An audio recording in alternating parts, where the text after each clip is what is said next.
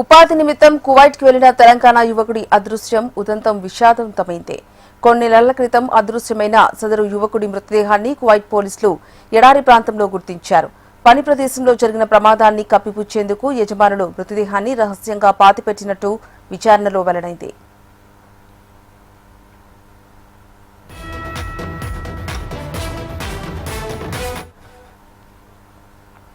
ఉపాధి కోసం కువైట్ వెళ్లిన నిజామాబాద్ జిల్లా యువకుడి మృతి కేసు సంచలనంగా మారింది. 4 నెలలుగా కనిపించకుండా పోయిన యువకుడు చివరకు ఎడారిలో ఇసుకలో పూడ్చిపెట్టిన మృతదేహంగా వెలుగులోకి రావడం కలకలం రేపుతోంది.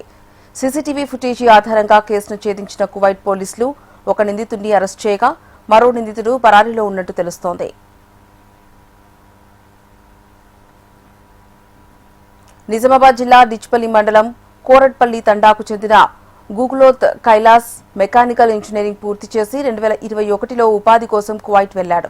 అక్కడ ఓ ప్రైవేట్ కంపెనీలో సీనియర్ మెకానిక్ గా పనిచేస్తూ కుటుంబానికి అండగా నిలిచాడు.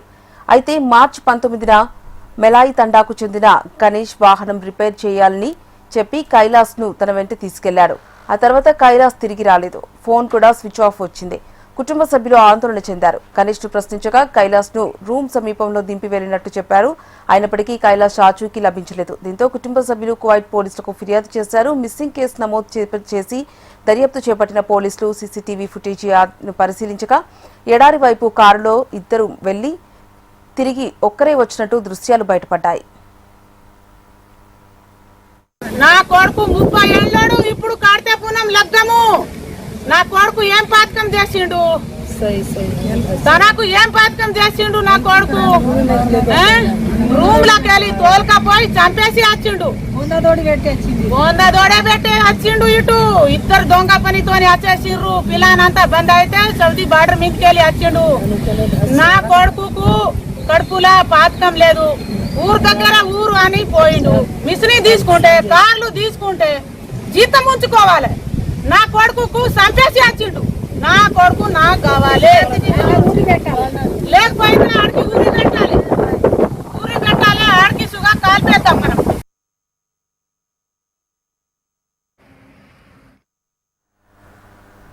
సీసీటీవీ ఆధారాలతో కార్తిక్ అనే వ్యక్తిని అదుపులోకి తీసుకున్న కువైట్ పోలీసులు విచారించగా క్రెయిన్ ప్రమాదంలో కైలాస్ మృతి చెందాడని, పోలీస్ కేసు భయంతో తన తండ్రితో కలిసి మృతదేహాన్ని ఎడారిలో ఇసుకలో పూడ్చిపెట్టినట్టు అంగీకరించినట్టు సమాచారం.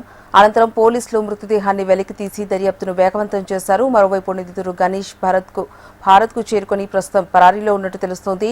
దీంతో కైలాష్ కుటుంబ సభ్యులు కోరట్పల్లి తండా వాసులు డిచ్పల్లి పోలీస్ స్టేషన్కు చేరుకుని బాధ్యులపై కఠిన చర్యలు తీసుకోవాలని ఫిర్యాదు చేశారు. పని చేసే సందర్భంలో ఏం జరిగిందంటే ఏదో జారి స్పాట్ తన మీద పడ్డదట. అయితే అక్కడ దెబ్బలు తగిలినాయో మరి ఏం జరిగిందో తెలియదు. అయితే వీళ్ళు ఏం చేశారంటే బాబుని తీసుకెళ్లి రేపు ఈ జరిగిన విషయం పోలీసులకు తెలిస్తే, అక్కడ పోలీసు వాళ్ళకు కువైట్ కంట్రీలో పోలీసులకు తెలిస్తే ఇబ్బంది అవుతుందేమో మా ఇద్దరు. కానీ వీళ్ళు ఏం చేశారంటే తెలియకుండా ఒక ఎడారి ప్రదేశంలో తీసుకెళ్లి వందలవి అక్కడ పూడ్చిపెట్టడం జరిగింది. తర్వాత వీళ్ళు ఏం చేశారంటే వీళ్ళే క్రియేట్ చేశారు. ఇంకా ఏమని మా వాళ్ళు ఉంటారు ఇంకా అక్కడ పలానా కైలాస్ కి మేము దించేసినాము నిన్న, మళ్ళీ ఈ రోజు పనికి వస్తున్నారు. నెక్స్ట్ డే ఈ రోజు పనికి వస్తున్నాడు, రాలేడు, ఫోన్ లిఫ్ట్ చేస్తలేడు, ఇలాని మాటలు ఇట్లా మాట్లాడుతున్నారట. అయితే మేము 2 రోజులు ఇట్లా కనిపించకపోయేసరికి మేము కంపెనీలో కంప్లైంట్ చేసినాము. చేసిన తర్వాత ఇక్కడ కూడా మనం ఎంబసీ ద్వారా, మన ఎంపీ సార్ ద్వారా, అరవింద్ ద్వారా మేము కంప్లైంట్ చేయడం జరిగింది.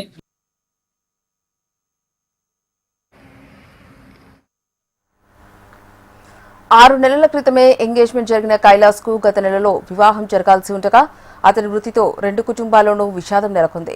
బాధ్యులైన వారిని కఠినంగా శిక్షించాలని తల్లిదండ్రులు కోరుతున్నారు.